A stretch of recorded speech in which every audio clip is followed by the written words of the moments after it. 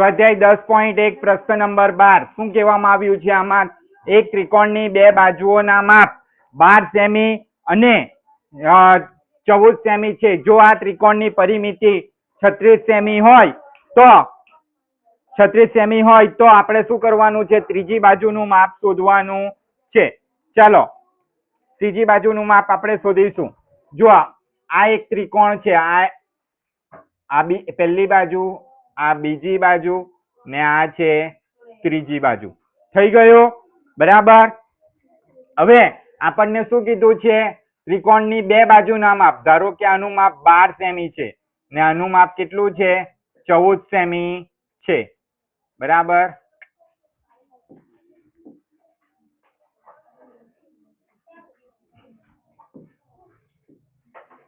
આનું માપ કેટલું છે? 12 સેમી છે. તો આપણે ત્રીજી બાજુનું માપ એટલે આ બાજુનું માપ શું કરવાનું છે? શોધવાનું છે. આની પરિમિતિ કેટલી આપી છે? 36 સેમી આપી છે. આ ત્રિકોણની પરિમિતિ કેટલી આપી છે? 36 સેમી. એટલે આ ત્રિકોણની પરિમિતિ વચ્ચે લખ્યું છે એટલે ક્ષેત્રફળ નહીં સમજવાનું. આ ત્રિકોણની આ ત્રિકોણ બનાવવા માટે જે બાજુ છે એ 3 બાજુનું માપ કેટલું છે?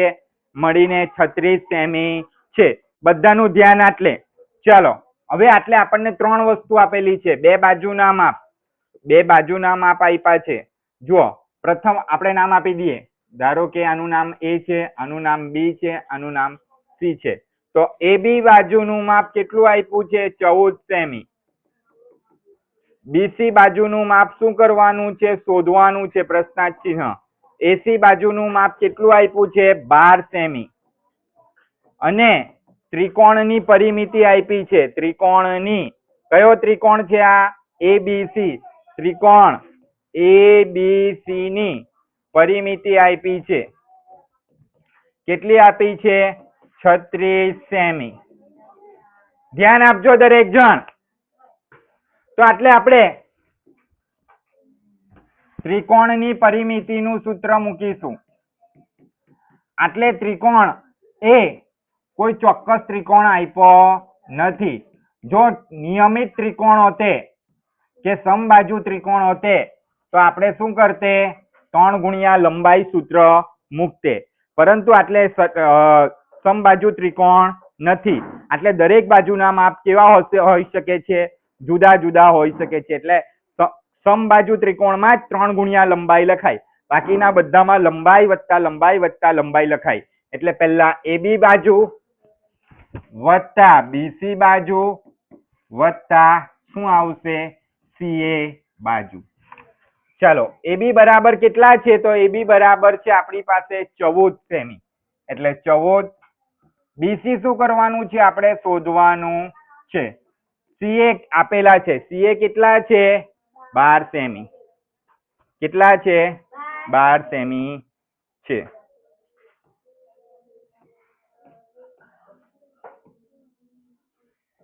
CA 12 સેમી છે. માટે આપણે લખી દઈએ. ને ત્રિકોણની પરિમિતિ આપણને આપી દેવામાં આવી છે 36 સેમી. ચાલો એટલે આપણે શું શોધવાનું છે? BC શોધવાના છે. આપણે કીધેલું તે પ્રમાણે જે વસ્તુ શોધવાનું હોય તે હંમેશા ડાબી બાજુ. માટે 14 વત્તા BC વત્તા 12 બરાબર કેટલા થશે? 36. 36 જમણી બાજુ ચાલ્યા ગયા. બધાનું ધ્યાન આટલે.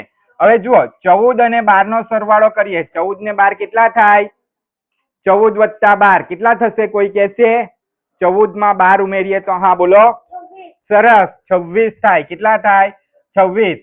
એટલે આ BC પહેલા બેઠા લખી દઈએ વત્તા આ બંનેનો સરવાળો કેટલો આવ્યો? 26 બરાબર 36. હવે આ 26 એ જમણી બાજુ જશે. માટે BC બરાબર 36 વત્તા છે તો શું થાય? જમણી બાજુ ચાલ્યા જાય. ડાબી બાજુથી જમણી બાજુ જાય બરાબર ની વિરુદ્ધ બાજુ. માટે ઓછા 26 થશે. માટે BC બરાબર 36 માંથી 26 જાય તો કેટલા આવે?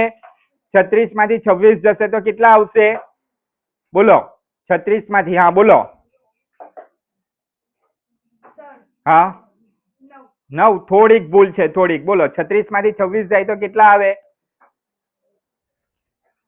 36 માંથી 6 બાદ કરો કેટલા આવશે?